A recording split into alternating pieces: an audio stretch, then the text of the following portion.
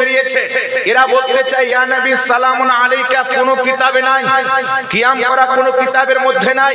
আমি আপনাকে বলতে চাই পৃথিবীর মুসলমান, এটা সমস্ত মুসলমানের এই বিষয়ে ইজমা হয়েছে, যদি নবী পাকের প্রতি দুরূদ এবং সালাম যদি হাদিস থেকে বর্ণিত থাকে তবুও নেকি রয়েছে, যদি কোনো ইমামের তৈরি করা থাকে তবুও নেকি রয়েছে, যদি কোনো কবির তৈরি করা থাকে তবুও নেকি রয়েছে।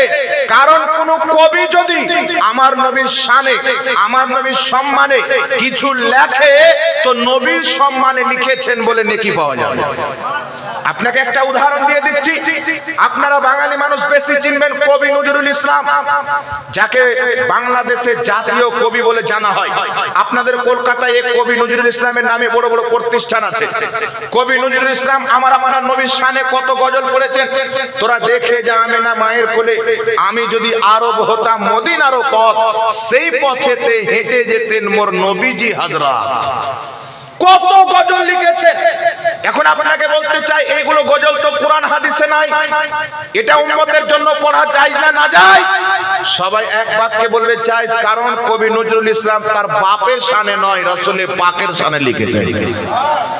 তো কোন বান্দা কোন উম্মত যদি রাসূল পাককে না দেখে আল্লাহর নবীর সম্মানে দাঁড়িয়ে সালাত ও সালাম পাঠ করে, তাহলে এটা সে নিজের বাপের সম্মানে নয় রাসূলের পাকের সম্মানে দাঁড়ায়, নবী মুস্তাফার সম্মানে দাঁড়ায়। আর শরীয়তে যদি নবী মুস্তাফার সম্মান, ইজ্জত, তাজিম আপনার অন্তরে না থাকে, খোদার ইজ্জতের কসম কে বলি, আপনি যদি কাবা ঘরের মধ্যে মুহাম্মদ রাসূলুল্লাহ সাল্লাল্লাহু আলাইহি ওয়াসাল্লামের পিছনে নামাজ পড়েন, কোটি কোটি বার কালমা পাঠ করেন, আর আপনার অন্তরে যদি রাসূল পাকের চুল পরিমাণে বেয়াদবি থাকে, নবী মুস্তাফার পিছনে নামাজ পড়ার পর নবী মুস্তাফার চেহারাকে তাকানোর পরে যদি আপনার অন্তরে বিদ্বেষ থাকে, আপনি কোনোই মতে মুসলমান হতে পারেন না। আমার আপনার নবী সাল্লাল্লাহু আলাইহি ওয়াসাল্লাম একদিন গনিমতের মাল বন্টন করছেন। গনিমতের মাল কাকে বলে একটু ধ্যান দিয়ে শুনেন। মুসলমান এবং কাফিরদের যুদ্ধ হলো, কাফিররা হেরে গেল বা মরে গেল, তাদের যেগুলো সামান, সেই সামানগুলোকে মালে গনিমত বলা হয়। এই গনিমতের মাল আল্লাহ পাক মুসলমানদের জন্য হালাল করেছেন। তো আমার আপনার নবী মুস্তাফা সাল্লাল্লাহু আলাইহি সাল্লাম গনিমতের মাল বন্টন করছেন। যারা বদরি সাহাবী তাদেরকে আমার নবী 2 হিস্সা দিচ্ছেন, আর যারা বদরি সাহাবী নয় তাদেরকে আমার আপনার নবী 1 হিস্সা দিচ্ছেন। বদরি সাহাবীকে 2 হিস্সা, যারা বদরি সাহাবী নয় তাদেরকে 1 হিস্সা। এখন বদরি সাহাবী কারা? যারা বদরের যুদ্ধে মাত্র 313 জন সাহাবী ইসলামের জন্য হাজার কাফিরের সঙ্গে লড়তে ভিড়েছিলেন, তাদেরকে বদরি সাহাবী বলা হয়। আল্লাহর নবী সাল্লাল্লাহু আলাইহি সাল্লাম বদরের ময়দানে গেলেন, সঙ্গে 313 জন সাহাবী। বদরের ময়দানে 313 জন সাহাবীর বিপক্ষে হাজার কাফির। এই দিকে সাহাবীদের মধ্যে কাউরির হাতে অস্ত্র আছে, কেউ খালি হাতে আছেন, প্রত্যেকটা কাফিরের হাতে অস্ত্র। তারা ডাক দিয়ে বলেছিলেন, এই মুহাম্মদ সাল্লাল্লাহু আলাইহি সাল্লামের কালমা পড়নেওয়ালা, যদি তোমরা মুস্তাফার দ্বীনকে ছেড়ে দাও তো দেখো আমরা হাজারো কাফির আছি, তোমাদেরকে ছেড়ে দেব। নবী পাকের কালমা পড়নেওয়ালা 313 জন সাহাবী বলেছিলেন, আমরা জীবন দিতে পারি, মুস্তাফার দেওয়া কালমা দিতে পারি না, নবীর দেওয়া ঈমান দিতে পারি না। এই পৃথিবীর মুসলমান, আজ আপনাকে বলতে চাই, যেখানে সেখানে দেখবেন জয় শ্রীরামের নামে মুসলমানকে হত্যা করা হচ্ছে।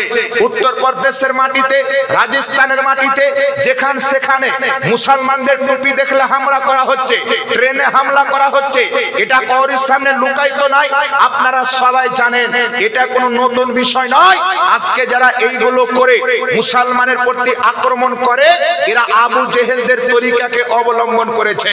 যখন হযরত বিলাল রাদিয়াল্লাহু তাআলা আনহু আমার আপনার নবী সাল্লাল্লাহু আলাইহি সাল্লামের কালমা পাঠ করেছিলেন, হযরত বিলাল একটি বাড়ির গোলাম ছিলেন, চাকর ছিলেন। উনি যখন কালমা পাঠ করলেন, তিনার বাড়ির মালিক যখন জানতে পারলো হযরতে বেলালকে চাবুক দিয়ে মেরে উনার চামড়াকে পর্যন্ত কেটে দেওয়া হয়েছিল, গরম বালিতে তিনাকে গড়িয়ে আপনার ছেঁচড়ে টানা হতো, কত রকম ভাবে হযরতে বেলালকে আঘাত এবং কষ্ট দেওয়া হচ্ছিল, তারা বলেছিল বেলাল তুমি মুস্তাফা জানে রহমত যেই আল্লাহর পরিচয় নিয়ে এসেছে, তাওহীদ নিয়ে এসেছে, সেই আল্লাহকে ছেড়ে দাও, লাতের পূজা করো, মানাতের পূজা করো, উজ্জার পূজা করো, যেইগুলি মূর্তি কাবা ঘরে রাখা ছিল সেইগুলির ইবাদত করতে আরম্ভ করো, এক আল্লাহকে ছেড়ে দাও, নবী মুস্তাফার দামানকে ছেড়ে দাও, আমি তোমাকে আজাদ করে দেব, আমি তোমাকে পুরস্কৃত করব। হযরতে বেলাল বলেছিলেন যদি তুমি আমার চামড়া কেটে টুকরো টুকরো করে দাও, আমার জীবনকে কুরবান করে দাও, আমি বেলাল জীবন দিতে পারি, নবী মুস্তাফার দেওয়া ঈমান দিতে পারি না। আমার জীবন যেতে পারে, ঈমান যেতে পারে না। এইজন্য পৃথিবীর মুসলমান আল্লাহ পাক পবিত্র কোরআনে বলেছেন ওয়ালা নাবলুওয়ান্নাকুম বিশাইইন মিনাল খাউফি ওয়াল জু'i ওয়া নাকসিম মিনাল আমওয়াল ওয়াল আনফুসি ওয়াস সামারাত।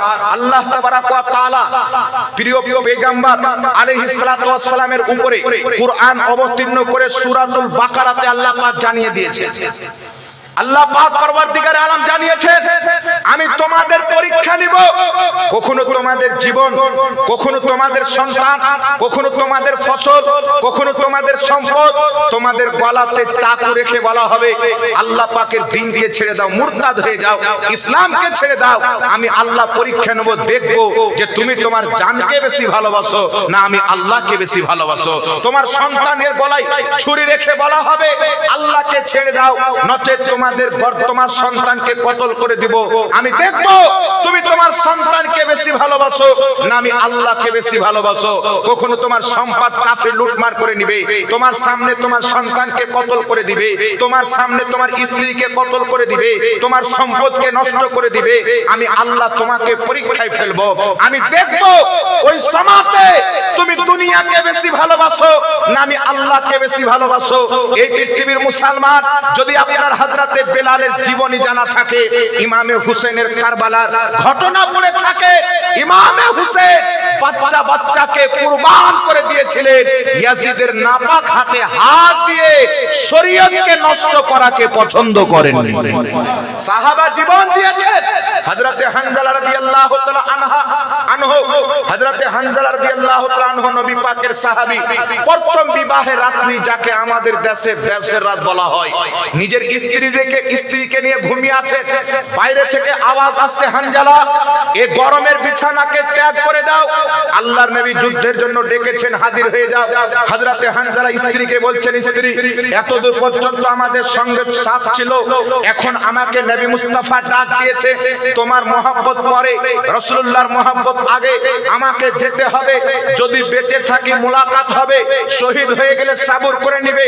হযরতে হানজালা বাড়ি থেকে গরম বিছানাকে ত্যাগ করে প্রথম বিবাহের রাত্রির বিছানাকে ছেড়ে নবী মুস্তাফার মহব্বতে যুদ্ধের ময়দানে গিয়েছেন, আল্লাহকে রাজি করার জন্য গিয়েছেন। এই পৃথিবীর মুসলমান যুদ্ধ কমপ্লিট হয়ে যাওয়ার পর খোঁজাখুঁজি চলছেন, সবাইকে পাওয়া যায় কিন্তু হানজালাকে পাওয়া যায় না। যেই সাহাবী শহীদ হয়েছেন তিনার লাশ পাওয়া যাচ্ছে, যিনারা শহীদ হননি তিনারা দাঁড়িয়ে আছে, কিন্তু হানজালাকে খুঁজে পাওয়া যায় না। আল্লাহর নবীর দরবারে যখন খবর পৌঁছালো, আল্লাহর নবী বলতেছেন আমার সাহাবী হানজালাকে জমিনে খুঁজে পাবে না, সে যখন যুদ্ধের ময়দানে আসে তার স্ত্রীর সঙ্গে ছিলেন, সে আল্লাহ রাসূলের মহব্বতে জীবন দিয়েছে, তাই শহীদকে গোসল দেওয়া হয় না। আল্লাহ তাবারাক ওয়া তাআলার এই বান্দা হানজালা আমার গোলাম অপবিত্রতার অবস্থায় নিজের স্ত্রীর বিছানাকে ছেড়ে যুদ্ধের ময়দানে এসেছে, আল্লাহ চায় না যে তার নেক বান্দা অপবিত্র অবস্থায় কবরে যাবে। হানজালাকে আল্লাহ পাক ফেরেশতাদের মাধ্যমে আসমানে নিয়ে গিয়ে হাউজে আপনার জামজামের পানি দিয়ে গোসল দেওয়াচ্ছে, জামজামের পানি দিয়ে গোসল দেওয়াচ্ছে। এই পৃথিবীর মুসলমান সাহাবায়ে কেরামের কুরবানিকে যদি পড়েন, তারা তন মন ধন ফ্যামিলি বাড়ি বাচ্চা সব নবী মুস্তাফার দরবারে কুরবান করেছেন। সাহাবায়ে কেরামের মহব্বতের আন্দাজ, তিনারা রাসূল পাকের নিকটে উপস্থিত হতেন, ফিদাকা আবি ওয়া উম্মি বলতেন, ইয়া রাসূলুল্লাহ আপনার কদমে বাপ কুরবান, আপনার কদমে মা কুরবান। এই পৃথিবীর মুসলমান তেমন ভাবে 313 জন বদরি সাহাবী সাহাবী যুদ্ধের ময়দানে উপস্থিত আছেন, তাদেরকে আল্লাহর হাবিব যুদ্ধের ময়দানে নামিয়ে দিয়ে আল্লাহর নিকটে দোয়া করেছিলেন, আল্লাহ আজ যদি এই 313 জন সাহাবী কামিয়াব না হতে পারে, বিজয় না হতে পারে, এই জমিনে আল্লাহ বলনে ওয়ালা কেউ থাকবে না, তোমার ইবাদত করনে ওয়ালা কেউ থাকবে না। আল্লাহ পাক নবীর দোয়া কবুল করে হাজারো ফেরেশতাকে পাঠিয়েছিলেন। 313 জন সাহাবীর পক্ষে আল্লাহর ফেরেশতারা লড়াই করেছিলেন, আল্লাহ ওই 313 জনকে বিজয় দান করেছিলেন।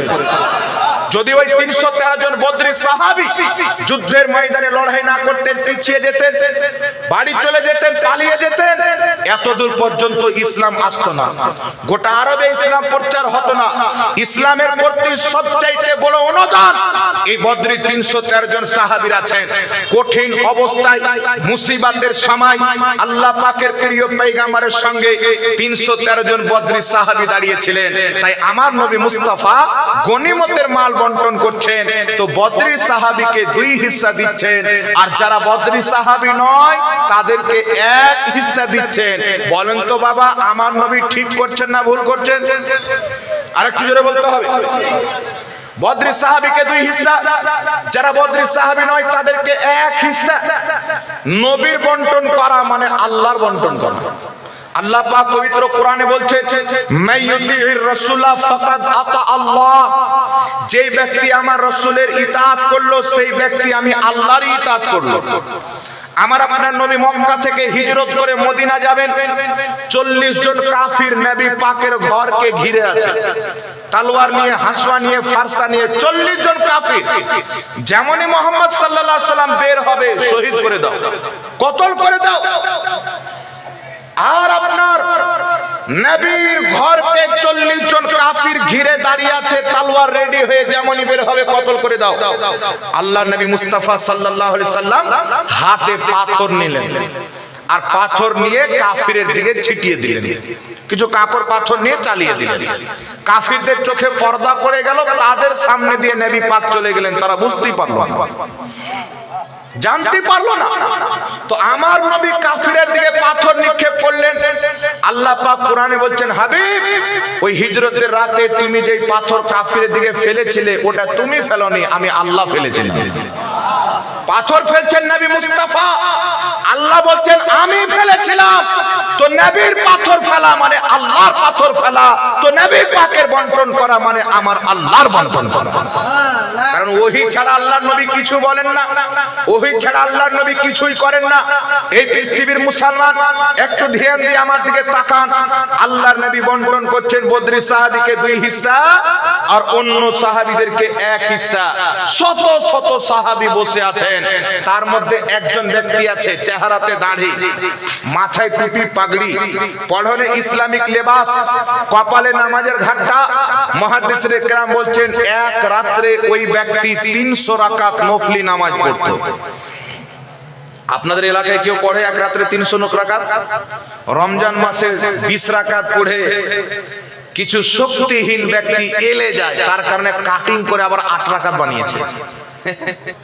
মানে নিজে পড়তে পারবে না তো শরীয়তকে কাটিং করা চলছে, আর অগ্রহণযোগ্য হাদিস পেশ করে দলিল দিচ্ছে, যেটাকে কোন উম্মত গ্রহণ করেননি, কোন সাহাবা গ্রহণ করেননি। কেউ যদি আপনাকে বলে উমর ফারুকের যুগে 11 রাকাত তারাবির আদেশ হয়েছে, তাকে একটাই প্রশ্ন করবেন, উমর ফারুকের যুগে সাহাবী তাবিঈগণ কত রাকাত তারাবি পড়তেন? 11 রাকাত তারাবি পড়তেন, পৃথিবীর কোন হাদিসে নাই। 20 রাকাত তারাবি পড়তেন। সুনানুল কুবরা লিল বাইহাকিতে ইমাম বাইহাকি সহিহ সনদে হাদিস এনেছেন, বলেন সুবহানাল্লাহ। তো শরীয়তকে কাটিং করছেন। ওই ব্যক্তি এক রাতে 300 রাকাত নফলি নামাজ পড়তো, 5 ওয়াক্তের নামাজ আমার আপনার নবীর পিছনে পড়তো। এই পৃথিবীর মুসলমান কোন ব্যক্তি যদি কাবা ঘরে নামাজ পড়ে মসজিদে হারামে 1 লক্ষ গুণ বেশি নাকি, ঠিক না? 1 লক্ষ গুণ বেশি নাকি যদি কাবাতে নামাজ পড়েন হারামে, তাহলে যেই ব্যক্তি হারামে নামাজ পড়ছেন আর ইমাম হচ্ছেন নবী মুস্তাফা, তাদেরকে আল্লাহ কত নেকি দান করবেন? ইমাম নবী মুস্তাফা আর মসজিদে হারামে নামাজ প্রচুর নেকি। এই লোকটা 300 রাকাত নফলি নামাজ রাতে পড়তো, আল্লাহর নবীর পিছনে 5 ওয়াক্তের নামাজ পড়তো। এই লোকটা আপনার নবী পাক সাহেবে লাউলা সাল্লাল্লাহু আলাইহি সাল্লামের সঙ্গে আপনার বসে মজলিসে দিন শিখতো। যুদ্ধের ময়দানে আল্লাহর নবীর সঙ্গে যুদ্ধের ময়দানে লড়াই করতে যেত। আল্লাহর নবী বন্টন করছেন, সমস্ত সাহাবী চুপ। নবী পাকের সামনে কথা বলবেন সাহাবীর ক্ষমতা নয়। আল্লাহ পাক পরওয়ারদিগারে আলাম আয়াত অবতীর্ণ করেছিলেন। একজন সাহাবী যিনি কানে কম শুনতেন, তিনি কথা বলতে বলতে তিনার আওয়াজ নবী পাকের আওয়াজ চাইতে উঁচু হয়ে যায়। আল্লাহ পাক আয়াত নাযিল করেছিলেন, লা তারফাউ আসওয়াতাকুম ফাওকা সাউতিন নবী ওয়ালা তাজহারু লাহু বিল কওলি কাজহরি বাদিকুম লিবাদিন আন তাহবাতা আমালুকুম ওয়া আনতুম লা তাশউরুন। আল্লাহ পাক বলছেন, হে ঈমানদার, খবরদার তোমাদের আওয়াজ যেন আমার নবীর আওয়াজ চাইতে উঁচু না হয়ে যায়, নচেত তোমাদের সব আমল ধ্বংস হয়ে যাবে, তোমরা বুঝতেই পারবে না। তো আল্লাহর নবীর দরবারে সাহাবীর আওয়াজ যদি উঁচু হয়ে যায় আমল ধ্বংস, ওই কারণ আছে কানে কম শুনতেন। তো যেই ব্যক্তি কানে কম শুনে একটু জোরে বেশি বলে কিনা বাবা, তার আওয়াজ একটু তেজ হয়। তো সাহাবী বলে দিয়েছেন, আল্লাহ বলছেন আমার নবীর ব্যাপারে কোনো অজুহাত চলবে না, কোনো বাহানা চলবে না। তো আল্লাহর নবীর সামনে সাহাবা কথা বলতেন খুব ভয়ে ভয়ে আদব সহকারে, মাথা নত করে বসে থাকতেন। অনেক সাহাবা বলেছেন, আল্লাহর নবীর দরবারে বসে থেকে আমি আজ পর্যন্ত নবীর চেহারার দিকে সঠিকভাবে তাকাইনি। কেন? আল্লাহর নবীর সামনে আদব যে ছিল, নবীর চেহারাতে কেমন করে তাকাবো, মাথা নত করে বসে থাকতে। আমার নবী বন্টন করছেন, সব সাহাবী বসে আছেন, কারোর কোনো টেনশন নাই। একজন ব্যক্তি যার নাম হচ্ছে জুলখায়সরা, মুনাফিক। এই লোক নামাজ তো খুব পড়তেন, রোজা তো খুব রাখতো, রাসূলুল্লাহর পিছে নামাজ পড়তো, লম্বা লম্বা দাড়ি সব ছিল। রাত্রি আপনার 300 রাকাত নফলি নামাজ পড়তো, তার পাগুলো শুরু হয়ে গেছিল সারা রাত নামাজ পড়ার জন্য। এই লোকটা বলছে, ইয়া রাসূলুল্লাহি ইত্তাকিল্লাহ, ওগো আল্লাহর নবী, আল্লাহকে ভয় করেন, ইনসাফ করেন। নবীকে বলছেন আল্লাহকে ভয় করেন, ইনসাফ করেন। যখন সারা পৃথিবী পূজাতে লিপ্ত ছিল, পাথর পূজা, আজা পূজা, বিভিন্ন পূজা, আগুনের পূজা, সমুদ্রের পূজা, কাঠের পূজা, সব পূজাতে লিপ্ত ছিল। এই সারা পৃথিবীকে এক আল্লাহর ঠিকানা যদি কেউ দিয়ে থাকে, মুহাম্মদ রাসূলুল্লাহ দিয়েছেন। এই নবী এসে ঠিক কি দিয়েছে? আজ পৃথিবীতে পিতা মাতার সম্মান থাকতো না, পৃথিবীতে মহিলাদেরকে জীবিত পোতা হতো, বিধবা মহিলাদেরকে বিবাহ করা হতো না, নানা রকমের দুনিয়াতে আপনার নাপাক জিনিস চালু ছিল। আল্লাহর নবী এসে এলান করেছে, এই মক্কার মানুষ, তোমরা যেই মেয়েকে জীবিত দাফন করে দাও, সেই মেয়ের লালন পালন করে বিয়ে দিয়ে দাও, আল্লাহর জান্নাত ওয়াজিব হয়ে যাবে। তোমরা যে মাকে বাড়ি থেকে তাড়িয়ে দাও, সেই মায়ের কদম তলে তোমার জান্নাত। যেই বাপকে বাড়ি থেকে তাড়িয়ে দাও, একবার মহব্বতের নজরে বাপ মায়ের চেহারার দিকে তাকিয়ে যদি নাও, আল্লাহ তোমাকে একটা কবুল হজের সওয়াব দান করবে। যদি দুইবার তাকাও, দুটা কবুল হজ। তো যাদের চেহারাকে দেখলে প্রত্যেক দিনে কত বার আমি কবুল হজের সওয়াব পেতে পারি, তাকে বাড়ি থেকে তাড়িয়ে দেওয়াটা ভুল হবে না, ঠিক হবে? তো বাপ মায়ের সম্মান, মহিলাদেরকে জীবন, মহিলাদের এত মর্যাদা, এত তাওহীদের আলো সারা পৃথিবীতে কে ছড়িয়েছে? মুহাম্মদ রাসূলুল্লাহ ছড়িয়েছেন। এই জন্য পৃথিবীর মুসলমান রাসূলের পাক বন্টন করছেন, বদরি সাহাবীকে 2 হিস্সা, অন্য সাহাবীকে 1 হিস্সা। জুলখায়সরা বলছেন, ইয়া রাসূলুল্লাহ ইত্তাকিল্লাহ, ওগো আল্লাহর নবী, আল্লাহকে ভয় করেন, এই দিল ইনসাফ করেন। আল্লাহ নবীর চেহারা লাল হয়ে গেল। নবী পাক বলছেন, সালিম, আমি যদি ইনসাফ না করি, পৃথিবীতে কে ইনসাফ করবে? দেখেন বাবা, সে কিন্তু মুহাম্মদ ইবনে আব্দুল্লাহ বলেনি, ইয়া রাসূলুল্লাহ বলেছে। সেও লা ইলাহা ইল্লাল্লাহ মুহাম্মাদুর রাসূলুল্লাহ কালমা পড়তো। আর আমার আপনার মতন ছোট খাটো নামাজি ছিল না, 100 রাকাত নামাজ এক রাতে পড়তো। আল্লাহর নবীর পিছে নামাজ পড়নে वाला, নবী পাকের চেহারা তাকানে वाला, রাসূলের পাককে বলছেন ইনসাফ করেন, আল্লাহকে ভয় করেন। আল্লাহর নবী বলছেন, জালিম, আমি যদি ইনসাফ না করি তো কে ইনসাফ করবে? এইদিকে উমরে ফারুক বসেছিলেন। হযরতে উমরে ফারুক সব সহ্য করতে পারতেন, আল্লাহর নবীর বেয়াদবি সহ্য করতে পারতেন না। তলোয়ার বের করে নিয়েছেন। রাসূল পাক বলছেন আমার ওমর যে রাস্তা দিয়ে চলে যায় ওই রাস্তা দিয়ে শয়তান যায় না। মানে শয়তান এত ভয় করে ওমর ফারুককে, তাহলে অরিজিনাল শয়তান যদি এত ভয় করে তো ডুপ্লিকেট শয়তান কত ভয় করে। তলোয়ার বের করে বলছেন হুজুর আপনাকে ইনসাফের কথা বলে, আপনি অনুমতি দেন আমি তার গর্দান উড়িয়ে দেব, কতল করে দেব। হযরত ওমর ফারুক যখন এই কথা বললেন ওই লোকটা রাসূলুল্লাহর দিকে পিঠ করে যেতে আরম্ভ করলো, রাসূলুল্লাহর দিকে পিঠ করে যেতে আরম্ভ করলো। আল্লাহর নবী বলছেন ওমর কতল করার প্রয়োজন নাই, একে চিনে নাও, এর নাসাল কিয়ামত পর্যন্ত থাকবে, নামাজ এত পড়বে তার নামাজের সামনে তুমি নিজের নামাজকে হালকা মনে করবে, রোজা এত পড়বে তুমি তার রোজা এত রাখবে তার রোজার সামনে তুমি নিজের রোজাকে হালকা মনে করবে, কোরআন খুব পড়বে কিন্তু হলক থেকে কোরআন নিচে নামবে না। হযরত ওমর ফারুককে রাসূল পাক বোঝাচ্ছেন তোমাদের চাইতে নামাজ বেশি হবে, রোজা বেশি হবে, কোরআন খুব পড়বে। আল্লাহর নবী বলছেন তারা ইসলাম থেকে এমন ভাবে বেরিয়ে যাবে যেমন তীর কামান থেকে বেরিয়ে যায়। তীর যখন কামান থেকে বের হয় বাবা আর তাকে ফিরিয়ে আনা সম্ভব আছে? কথা বলতে হবে। তো রাসূল পাক বলছেন ইসলাম থেকে এমন ভাবে বেরিয়ে যাবে যেমন তীর কামান থেকে বেরিয়ে যায়। তো আপনি বলেন বাবা যেই ব্যক্তি রাসূলুল্লাহর পিছে নামাজ পড়ে, উমর ফারুক চাইতে নামাজ বেশি পড়বেন, রোজাও বেশি রাখবেন, কোরআন খুব পড়বেন, কিন্তু মুসলমান কেন থাকবেন না? এর একটাই কারণ হচ্ছে নামাজ রোজা খুব থাকবে, অন্তরে নবী মুস্তাফার আদব থাকবে না, আউলিয়ায়ে কেরামের আদব থাকবে না, সাহাবা আহলে বাইতের আদব থাকবে না। এই জন্য পৃথিবীর মুসলমান আজ যারা ওয়াহাবি মতের লোক বেরিয়ে নিজেকে আহলে হাদিস বলে কখনো এখানে হাত বাঁধে, কখনো ট্যাংলার মাছের মতন পাওকে ছিতরে নামাজ পড়ে, 8 রাকাত তারাবি হয়ে গেলে কুকুরের মতন মসজিদ থেকে পালিয়ে যায়, এদের মৌলবি বক্তব্যের মধ্যে বলছে নবী মুস্তাফার মুখ দিয়ে গন্ধ বের হতো, এদের মৌলবি বলছে নবী কিয়ামতে ফালফাল করে তাকিয়ে থাকবে, আমার নেকির পাল্লা ভারী হচ্ছে না গুনার পাল্লা।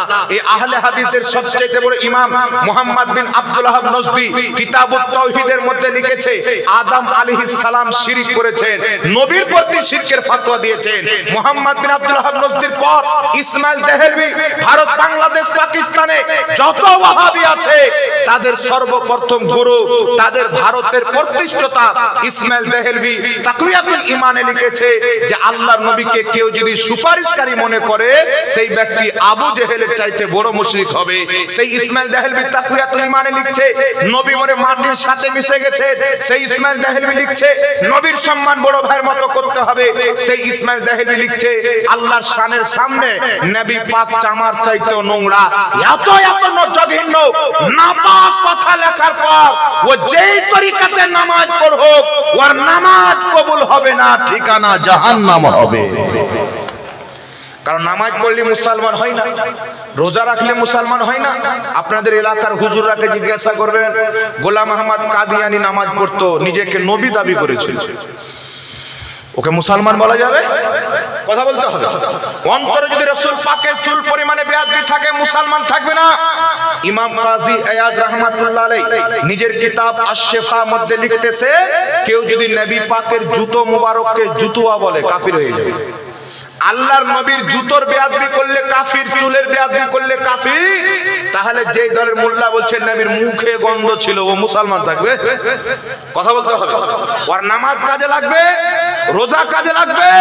এই পৃথিবীর মুসলমান 72 জাহান্নামী ফিরকার মধ্যে যদি এক আহলে সুন্নাত ওয়াল জামাত জান্নাতি জামাতকে খুঁজতে চান নামাজ দিয়ে খুঁজলে পাবেন না, রোজা দিয়ে খুঁজলে পাবেন না। কারণ নামাজ তো প্রত্যেক ফিরকা পড়ে, রোজা তো প্রত্যেক ফিরকা রাখে, যাকাত তো প্রত্যেক ফিরকা দেয়, হজ তো প্রত্যেক ফিরকা করে, মাদ্রাসা তো প্রত্যেক ফিরকার আছে। তাহলে কোনটা আহলে সুন্নাত ওয়াল জামাত জান্নাতি দল, কোনটা আল্লাহর রসি, এটা আপনি কি করে বুঝবেন? তো একটা উপায় আপনাকে বলে দিচ্ছি শুনেন। যাদের জবান দিয়ে কোনদিন নবী মুস্তাফার বেয়াদবি বের হয় না, সাহাবা আহলে বাইতের বেয়াদবি বের হয় না, ওলি আল্লাহদের বেয়াদবি হয় না, যারা সব সময় আল্লাহ আল্লাহর রাসূল আর ওলিদের প্রশংসা করে, তাদেরকে মহব্বত করে, তারাই আহলে সুন্নাত ওয়াল জামাত। জোরে বল সুবহানাল্লাহ। আর যাদের মুখে আপনি এদের প্রশংসাই শুনতে পাবেন না। এত বড় রজবের মাস চলে যাচ্ছে, যেই মাসে আল্লাহর নবী নবী পাককে ডেকে মেরাজ করিয়েছেন, দিদার করিয়েছে। নবী পাকের এত বড় শান, সিদরাতুল মুনতাহা গিয়ে জিবরিল আমিন বলছেন, হুজুর আমি আর আগে যেতে পারবো না। সিদরাতুল মুনতাহার আগে কোন ফেরেশতা যাননি, নবী রাসূল যাননি। আমার আপনার নবী সিদরাতুল মুনতাহা পার করে আরশে আযম কোথায় কোথায় আল্লাহ পাক নিয়ে গেছেন। নবী পাকের এত সম্মান আল্লাহ বয়ান করেছেন। পূর্বের নবীগণ চেয়েছেন আল্লাহ তোমাকে দেখতে চাই, আল্লাহ বলেছেন লান তারানি, হরগিজ আমাকে দেখতে পাবে না। এইদিকে নবী পাক চাইনি, মক্কাতে উম্মে হানির বাড়িতে আছে, আল্লাহ জিবরিলকে পাঠিয়েছে, আরে সবাই তো আমাকে দেখতে চেয়েছে, আমার মেহবুবকে ডেকে এনো, আমি তাকে নিজ ইচ্ছাতে দেখা দিব। তো এই সম্মান কিছু বয়ান করবে না। এরা যখন মেরাজের রাত্রিতে আসবে তো একটা কথা বলবে যে নবী পাক আল্লাহকে দেখেননি। কি দেখেছেন? নূর দেখেছেন, অন্তরের চোখে দেখেছেন, মাথার চোখে দেখেননি। এটা নবীর শান হলো না, শান ঘটানো হলো? বাবা কথা বলতে হবে। এটা নবীর শান হলো না, শান ঘটানো হলো? মনে রাখবেন নবী পাকের মেরাজের তিনটা স্টেপ রয়েছে। সুবহানাল্লাযী আসরা বিআবদিহি লাইলাম মিনাল মাসজিদিল হারাম ইলাল মাসজিদিল আকসা। আল্লাহ বলছেন পবিত্র ওই জাত যিনি মসজিদে হারাম থেকে মসজিদে আকসা পর্যন্ত নিজের নবীকে সফর করালেন, শেয়ার করালেন। হযরতে ইমামুল্লাহ আলী কারি রাহমাতুল্লাহ আলাইহি তাফসিরাতে আহমদিয়ার মধ্যে লিখছে মেরাজের তিনটা স্টেপ। এক, মসজিদে হারাম থেকে নিয়ে মসজিদে আকসা পর্যন্ত আল্লাহর নবী গিয়েছেন। কেউ যদি এটাকে অস্বীকার করে তো কাফির হয়ে যাবে, ইমাম মোল্লা জীবন বলছেন, কারণ এটা কোরআন থেকে প্রমাণিত। আর মসজিদে আকসা থেকে নিয়ে আল্লাহ রাসূল 7 আসমান পর্যন্ত গিয়েছে, এটা হাদিস, সহিহ হাদিস, হাদিসে মাশহুর দ্বারা প্রমাণিত।